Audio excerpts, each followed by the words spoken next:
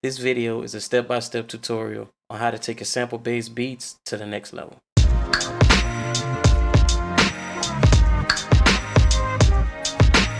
What's up, it's your boy 5K. I want to start by saying thanks to Synido for sponsoring this video. They sent me the Synido TempoPad to review. Let me know in the comments what your creative process is.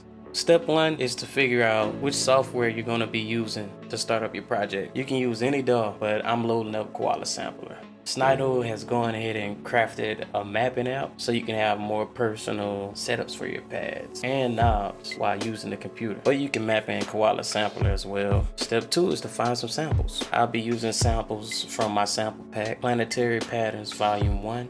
You can find that in the description below or at www.5k.com. We'll load up some samples. I'll program a drum loop. Now we have a bass. I usually program drums to make sampling a little bit easier for chopping everything. You can start with anything you want. There's no wrong way in the creation process. Sometimes I go back and change the drums if another idea pops up in my head. Next, you chop the sample.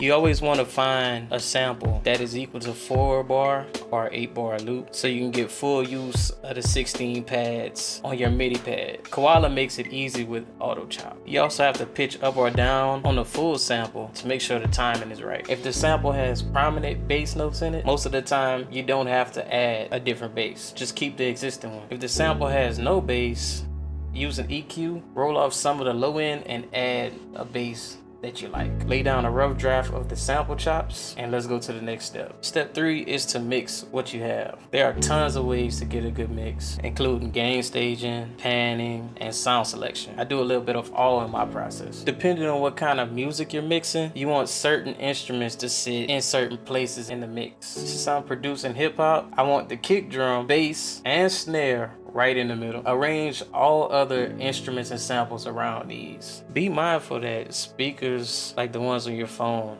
don't replicate sound like headphones, so you have to test the mix after in the mono field. Make adjustments if needed. Don't forget to use compression. Also remember, if you don't want to touch the screen or mouse too much, you can fully optimize the TempoPad for your workflow with its 4 endless knobs, 6 transport controls, and 16 velocity sensor pads. Step 4 is finishing and exporting the project. Make sure the piece is finished head to toe. Add anything you've missed. Keep it simple though. Don't do too much. Less is more. I usually export in .wave. The standard for audio is still 44 and 1K hertz at 16-bit wave, so that can be your default. After that, plan to release if you want. Don't let your creations sit for too long. Use Distrokid to get it on streaming platforms. I'll leave a link in the description for a 7% off discount. And to wrap up this video, make sure you leave a like on the video, subscribe, and tap the notification icon